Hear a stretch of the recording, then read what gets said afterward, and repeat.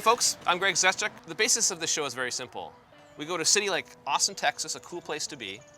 I find some pals, people who are willing to go for some drinks, and we talk to them and say, what are the coolest places in town to go? So today we are going to 4 places. We're starting here in the Draught House. We're going next to Black Star Co-op. Then we're going to a place called Bangers and finish at the Whip Inn.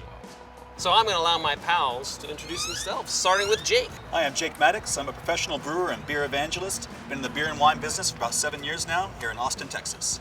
I'm John Rubio. I'm a big-time beer geek, and I host a podcast every week called The Beerists. I'm Caroline Wallace. I'm one of the co-founders and writers for bitchbeer.org. It's an all-female run beer blog based right here in Austin. We are going to get down to work and have some beer. Cold beer. Wow, look at this place. So many great beers to choose from. Yeah. Marty, how are you? Good, how are y'all doing today? Great. One of the tricky things with the Draught House as well, you got to be very careful about the dartboard. You actually have to walk past the dartboard to actually get out the door. So Avoiding bodily injury the whole time. yeah, we're watching here.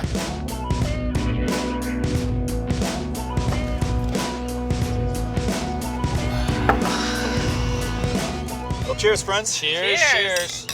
So Draught House. Toasted weather. I mean, I think when we did our interview to you guys at the Draught House, I think almost everyone was like, this is one of their favorite places in town to drink beer. I like the atmosphere. It's warm. Yeah. It's warm and inviting. Oh, yeah, Like, it's a yeah. place you want to hang out. What are you drinking? Holy cow, you're a thirsty man. You kept me waiting for minutes. Live Oak Pills. I think one of my absolute favorite beers made by Live Oak Brewery. It's been around for 16 years here in town. That's just killer. I think the Pills is one of the best beers they make. I have the Schwarzbier from Live Oak, which of course is a black lager, and it is delicious, like roasty but still clean finish, like really. It's like Pills, a little bit of roast. Yeah, It's wonderful. Yeah. Great beer. I'm drinking that hops and grain alt aged in Chardonnay barrels, and it's delicious. They make such a great alt. So what does the Chardonnay add to it? Like with the barrel, like what do you find from a flavor perspective? The Chardonnay barrels on this just add this slightly vinous quality. There's a slight bit of wood there, slight bit of oak, and it just kind of expands the assertiveness of the beer. It's just great. Mind if I try it? Oh, please. Yeah, that, Sold it so well. That How alt could I get there? won a gold medal at the World Beer Cup in 2012. And when he won that medal, Josh had been around for 5 months. Wow. And, That's really good too. and all of a sudden got the most prestigious medal at the most prestigious beer judging competition in the world. Against other German competitors. Too. Yeah, Against, like, and he's this Düsseldorf. young upstart brewery from Austin and beat the classic German breweries. Been doing it for centuries with his alt. I was right next to him when he won that award. Really? The excitement in his face and voice, I'll remember it forever. Well, no, I think and Live Oak won for Primus as well, like that, like the Weizenbach Yes. as well, right? So that's a great beer. That's a great winter seasonal. So what you have another pretty venerable, famous. 512 pecan porter. This is in cask, so it's really delicious. Yeah. What do you find different than cask? When you have a cask beer, what I what do mean, you think? carbonation's a little lower on this one. Serving temperature's a little bit different. It just tastes really warm and delicious. Really nice. And Yeah, palate. very fresh. That is an Austin winter beer right there. It's a Yeah. winter warmer for sure. Yeah. It is. I love it. But I find this we can still all drink it in summer too. Right? You can drink it anytime. And that's one of the things when you start looking at your breweries that are local, a lot of them brew to their climate. Austin, you'll find a lot more of the, crisper, lighter sorts of things that are good to drink year-round in this weather. Yeah. One thing I'd love to talk about is you guys and your backgrounds. I mean, you of course are part of a gang of awesome beer reviewers. You guys have a very successful podcast. Well, the Beerists, we get together and taste beers a lot, me and my group of friends. We had myself, Mike Lambert, my girlfriend Anastasia Kelly, and my buddy Grant Davis, who does a few other podcasts. He was kind of our newbie, and fast forward, we're almost 50 episodes in, and the guy has a palate. Like, it was really just amazing watching his palate develop, going from just not liking sour beers at all to loving them. I mean, just loving all of that stuff. That's unbeatable. It's amazing how accessible craft beer really is, and how quickly something this delicious can really come on your palate, and all of a sudden you.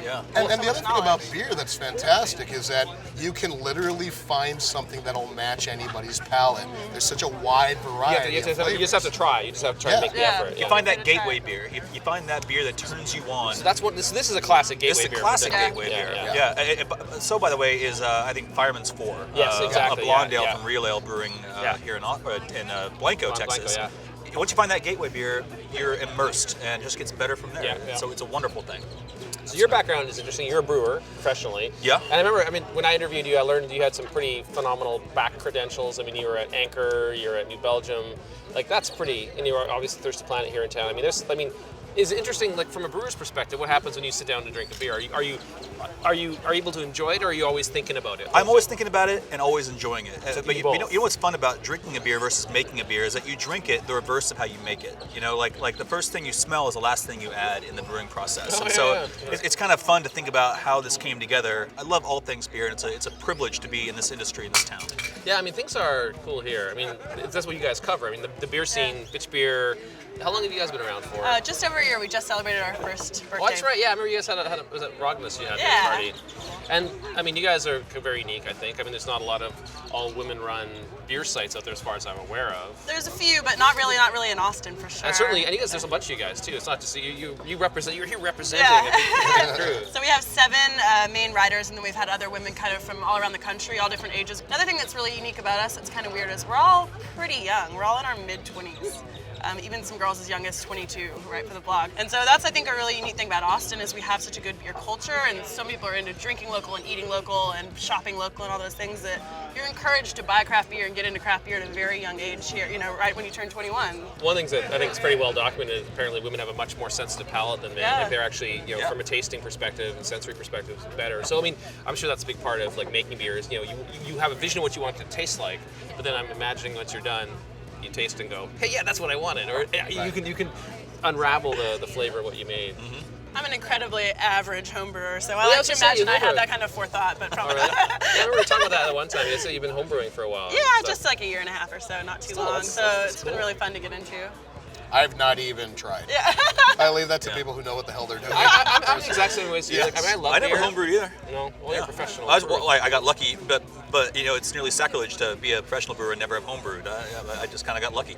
Actually, my favorite homebrewing story, we made an Eisenbach or Eisen, but it was accidental. So my brother was homebrewing, and he let it get infected with something.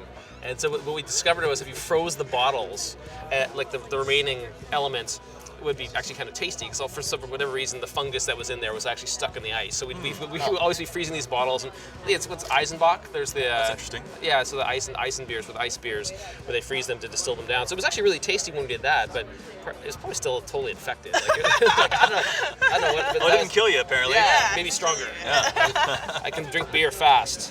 Yeah, me too. Look at this. well, Yeah, we're we are almost- superheroes I've here been pacing apparently. myself. Yeah. I'll catch up. Well, we're gonna go to Black Star next, so I'll finish off and then we'll jump in the van. We're not driving, just to be clear. We have a designated driver. You might recognize him from such shows as Greg on a pedicab. But you'll As the designated driver of the Beer Dyers, it's my responsibility to make certain that this boat of the road gets through, navigating through the traffic, unhinged. I'm just here to tote around these married kids around.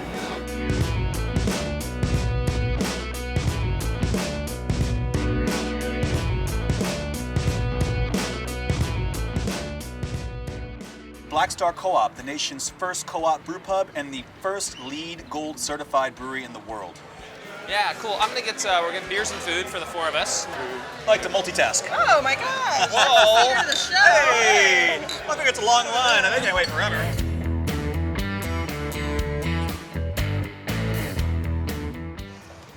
Cold beer. Whoa! Easy, Tiger. Wow, that went on camera. Here on Experience for me. Pubs, Pints, and Pals, the Pints rule appears to have been broken. Why don't you start with telling us what you got? Let's see. What is the name of this beer again? High esteem. High Esteem, thank you very much. It's a very light 4.5% honey-based ale. And secondly is Vulcan, which is a rye pale ale, which Yes. is a bit more heavy in strength, but great with a burger. So I'm gonna finish this first with the burger with this. You're using Strategery. Yes. And I think you have another Black Star beer as well. Yeah, I have another house beer, so Rebellious Dockhand. It's a really good roasty porter. He's done a lot in this Dockhand series, Jeff has.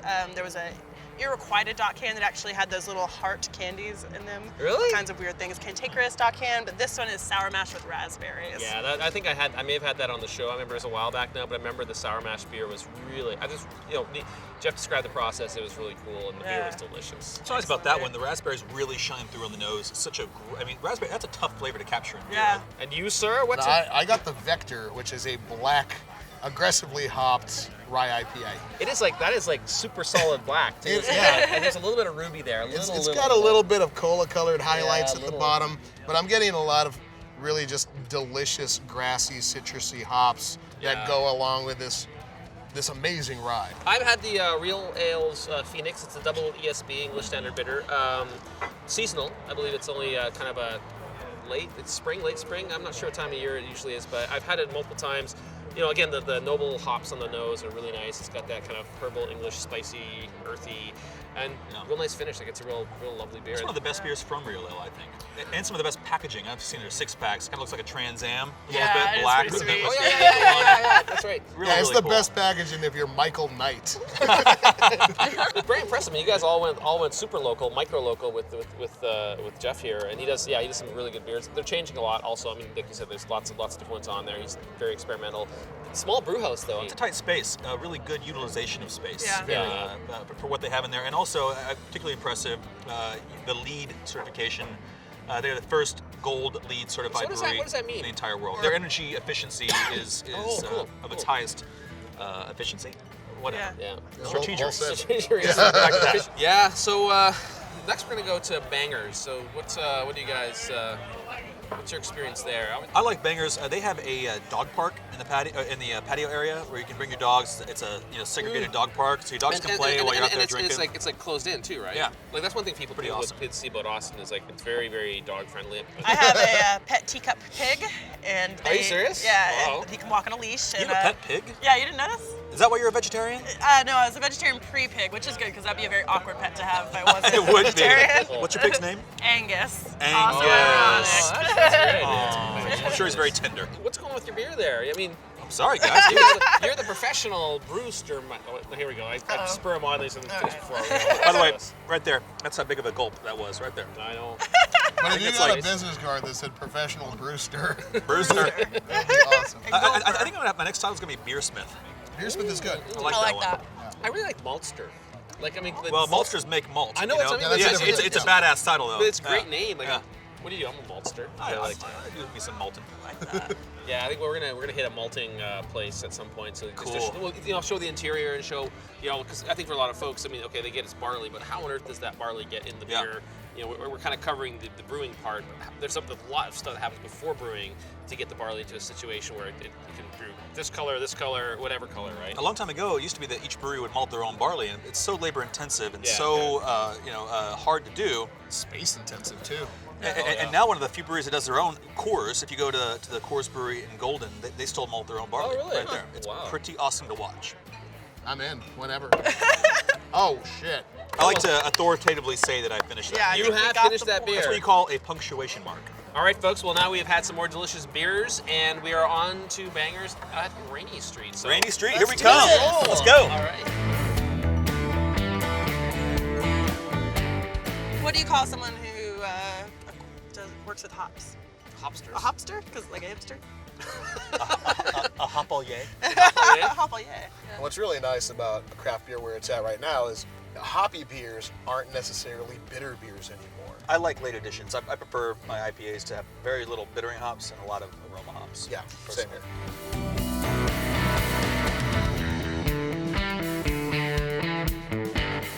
Bangers, a beer and sausage joint on Rainy Street. They boast over 100 taps, which is one of the largest, if not the largest selection in Austin. And here we are at Bangers. Beautiful night to drink beer. It is, again, I have to emphasize it's February. It's night. Well, we have a campfire, so it's all right. Yeah, that helps. Hey guys. Hey, how's it going? Hey, Sam, how are you? Good, how are you? Great. Excellent. Thank Welcome you. to Bangers. Thank you, Have thank some menus. Beautiful timing. We We're were getting just saying. parched. I'm so glad. We Right. have beer here. You have Beer beers here. What kind of beer are you thinking about getting? Dark and roasty. What do we have in the stout area locally? We have several. Right now I'm really digging on the Independence Convict Hill Stout. That's an oatmeal stout, right? It is, yeah. Dark and full-bodied, but smooth and robust too. Yeah, I'll have that. Lovely. So I also want something dark. What else do we have local? We're not allowed to have the same beer. So another local dark beer. What do you think? One of Boston's newest breweries is Rogness. They've got their Ost Porter. It's got a nice sort of like earthy hop to it, but still maintains a solid chocolatey presence. That sounds very good. Love Oh, it. I like the chocolate in the porter. Sold. have not done Thirsty Planet yet. So what do you have from Thirsty Planet? We've got a couple. I really dig their Thirsty Goat though. It's a nice American-style full-bodied amber. Yeah. Slightly malty, but not too sweet. It's an Austin favorite. I'm going Thirsty Goat. It's a classic. It's a nice beer. Yeah. Have you heard of that one? Yeah. I've made it many times. I know. Last but not least over here, Yes. Give me something kind of light and sessionable. light and sessionable. We can always go for the Live Oak Hefeweizen. Oh, Hazy, creamy, easygoing. yes. Lovely.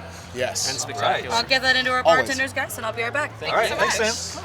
We talked about gateway beers earlier. Live Oak Hefeweizen for me was definitely my gateway beer. 275 pints at Opal Divines when I was in college. That was the beer that got me. It's into craft such, beer. yeah. I mean, it's one of those ones that it's just so good every time.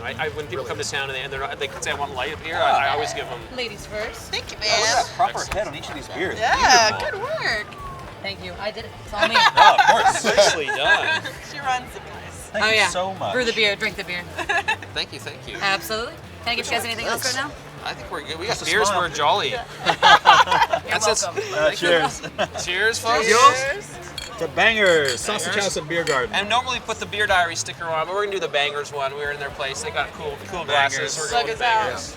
Look at how awesome the color is on this I know. beer. That's a beautiful beer. I know, it looks like orange juice. Well, I think we just had a really good talk about, or just now about gateway beers. You mentioned your gateway beer.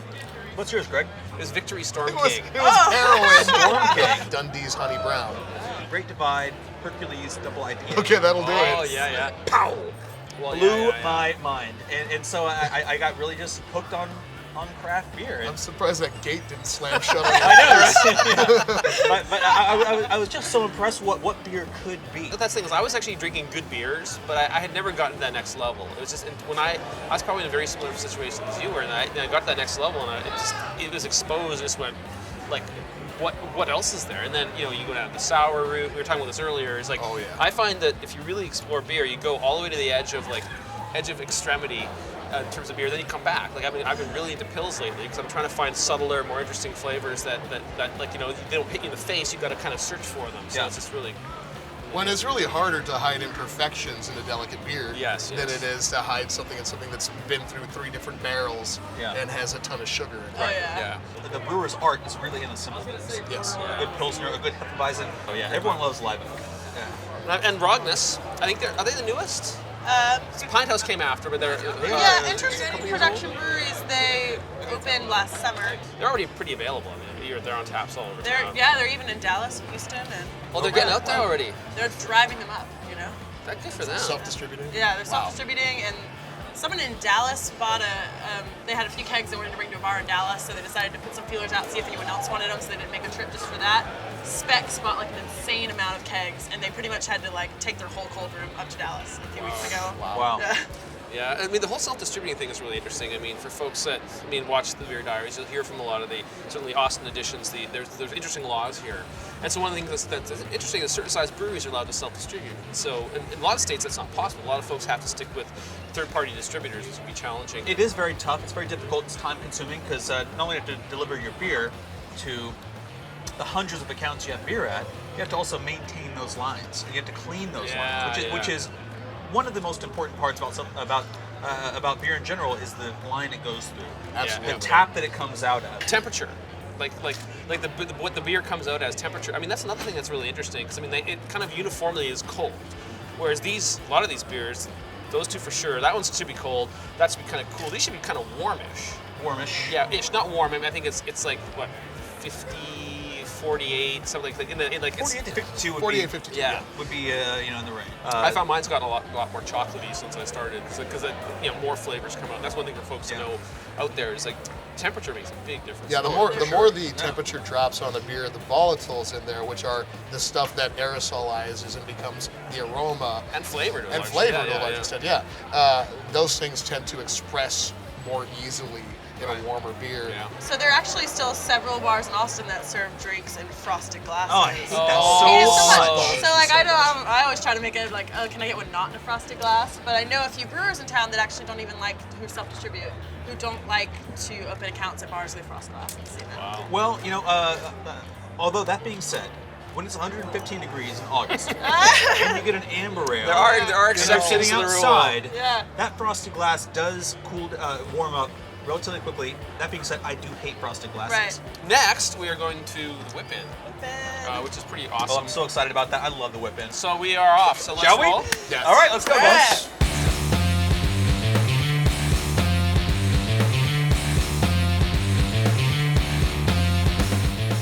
Whip-In is a really cool Austin institution. Part brew pub, part gastro pub, Indian restaurant, live music every night. Really interesting, cool place. So we're at the Whip-In, the end of the evening, and we're getting our final beers. We've got some jolly music in the background, I love this place. and so it's time for some beers. I'm having a local in-house nano-brewed Shiva Stout. Shiva Stout? How about 512 IPA, please? Austin River's Black Thunder. El Cedro, Jester King, please. Yeah. Thank you very much. Thank you. Which was the El so Cedro? much. Thanks so much. El Cedro on a pint, oh my goodness. I know, crazy. It's not $8. All right, so let's roll outside. Well, All first, right. can we have a cheers? Cheers. Cheers, friends.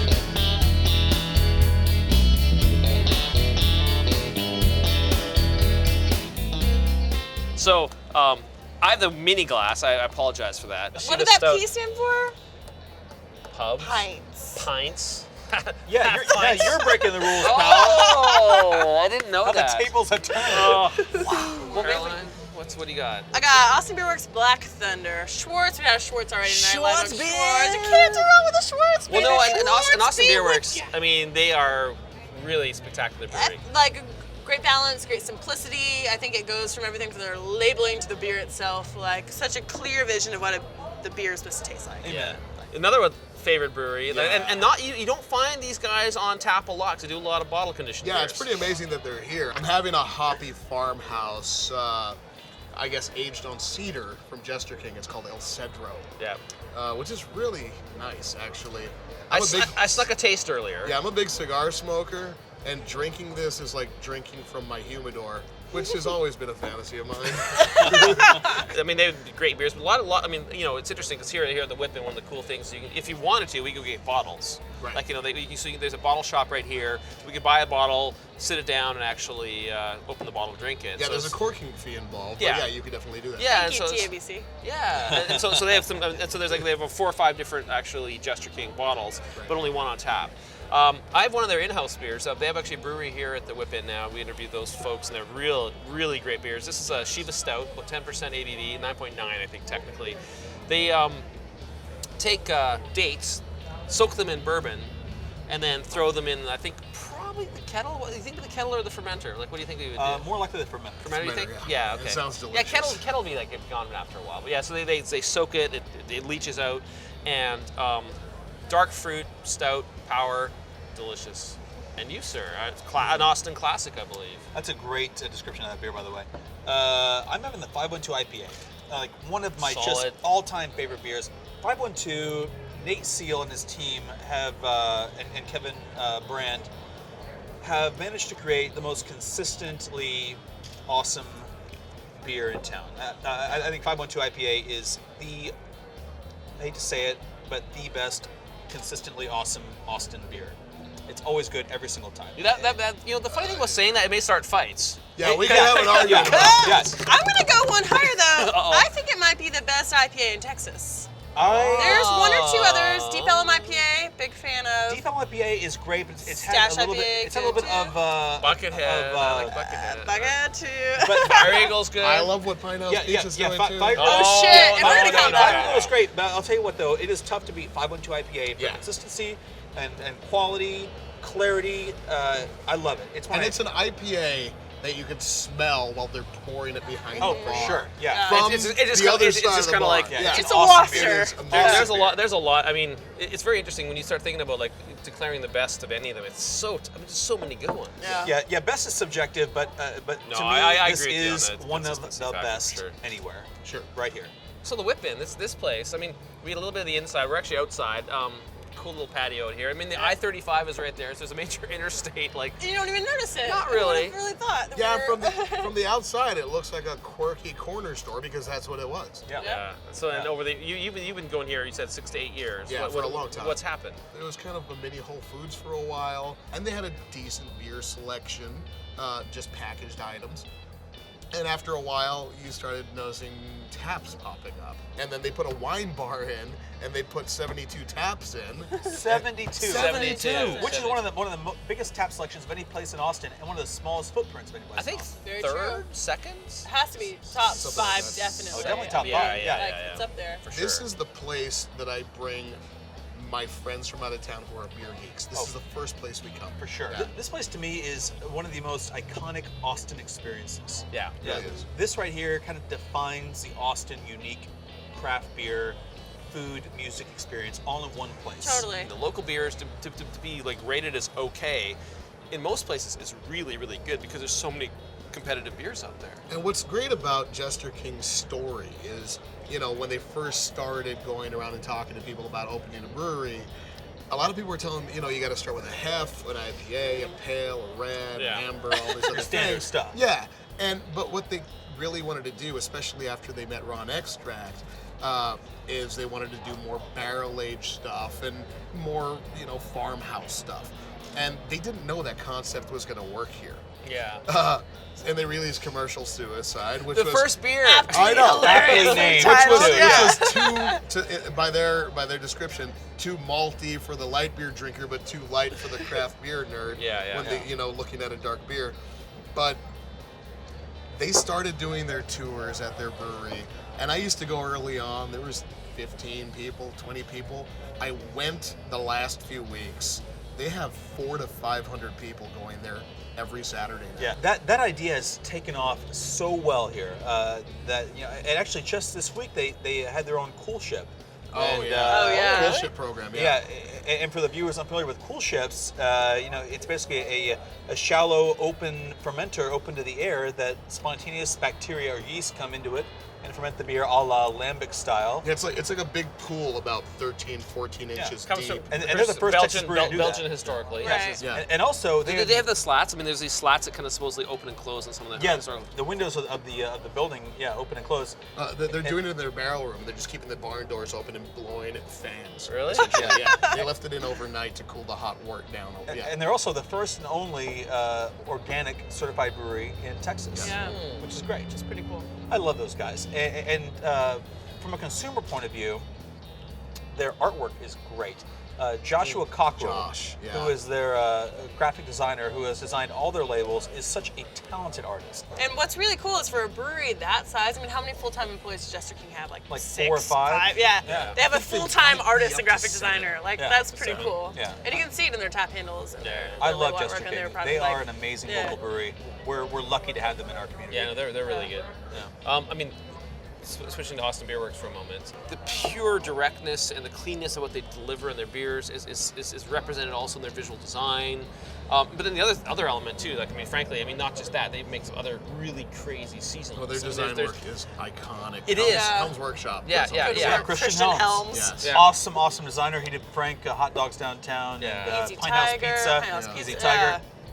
Beautiful design. But the beers, I mean, like some of their seasonals are just killer. Like at Einhorn, I mean, people still talk about Einhorn. Don't even get me started. Einhorn, the best summer beer in Austin. Okay, Yeah, tease I it know. like So that. Some of the best So summer beers, wonderful. some of the best summer beers in the nation. Einhorn is a Berliner Weiss made with a situated malt, you know, but that beer I've been hounding them to make more because Can they made it. one last year. They made one batch of it, and they didn't can it. They didn't package it. It was around town. Yeah. A canned Berliner Weiss. That'd be a first. I know. Ah. I know. But That'd they be- say that'd be that really it's really interesting, wouldn't it? difficult Austin to Beer do, Works, so if you're who knows? listening, Yeah. it's a first Guess worth we'll see. making. Yeah. Make Einhorn. Make Put it Einhorn, in Will. cans. Put it in cans. I had a difficult situation last year because I usually don't like to order the same beer twice in one sitting. You Yeah, know, you yeah. like, the Try place has a different good beers. tap wall, you want to try different things, but 105-degree weather, if you're outside, there's not a lot of other beers besides Einhorn that you're really gunning for. for You sure. have one of those, you're Yeah. like, fuck, I just want a few more of During these. the summer, Yeah. I bought 10 growlers of Einhorn. I'm not even shitting. Mr. Rubio, you have Down raised this table to a whole new level, Well, it was, sir. I mean, the beer's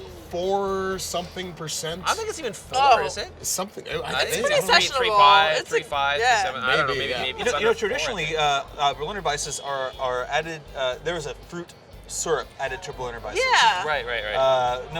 Different kinds of fruit. Obviously, Einhorn isn't one of those because it's not really the American way to drink it, but the traditional German way to drink it is to add a fruit syrup There's to a it. green syrup, the wood, There's a green wood syrup. something. Oh, yeah. I've never tried a Berliner Weisse with the syrup in it. I'd be curious. You had what was probably good beer, then they went and put this other crap in it, and you're like, ugh. And so then you have a real Berliner Weisse, ironically made in Austin, and you go, this is like heavenly. And Yeah. you realize a why great beer. it was such a successful beer like A 100 years ago. year-round Berliner Weisse in Austin would sell like crazy. Yeah, I for mean, sure. to me, that's the ultimate gateway craft beer. I mean, A Berliner Wow. Weisse? yeah, I mean, this is the interesting thing. I think some people like are not into sours, and some a bit sour. It's a bit tart of Berliner Weisse, so that can be a little off-putting. But It's to me, it's only mildly sour. very, though. very mild. Yeah, but for people who came from drinking hard ciders or wine or something like that tartness totally. is like very appealing. Austin Beer Works, awesome brewery, great design, great beer. And by the way, I realize people that don't live here in Austin don't know the people. They are some of the most awesome guys anywhere. Yeah. Super hilarious. I love them. They are passionate and they love what they do and they're into it. They're into the craft, and that's the most important And thing. I think that epitomizes a lot of the scene here. Right. Oh, you got me this. Half pint. I can't believe you just raised. I'm way behind you. I would say Sorry. you win, but we still have beer. So we're almost done. Like this has been an interesting evening, but yeah, no, it's really cool. This has been so much fun. I mean, I've met all y'all before in the various beer travels with the Beer Diaries, and so it's just been a real pleasure. I mean, honestly, thank you We so much. appreciate you, man. We Thanks appreciate. for having us. It's a group hug. Wait. Kiss ass moment here. We appreciate you taking the time to highlight the awesomeness it is craft beer. Yeah. Thank you so much. Thank you. Hey. Thanks, folks. Bye-bye.